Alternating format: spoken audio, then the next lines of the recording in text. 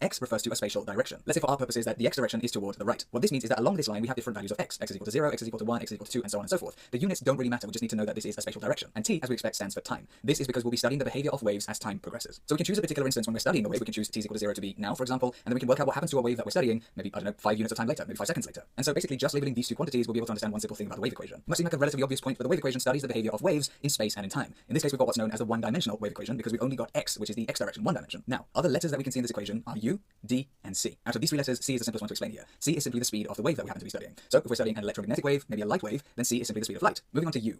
U is known as the displacement of the wave, or specifically the displacement of different parts of the oscillating wave. Because for example, if we think of a wave that moves like this, and if we just focus on one particular point of that wave, one particular point in space of that wave, we see that even though the wave is moving from left to right, the point is moving up and down. And so when this point is, let's say, at this position, we say that u is equal to 0. As it moves upward, we say that u increases, and as it moves downward, we say that u decreases. In other words, u is the displacement of this point in, let's say, the up and down direction.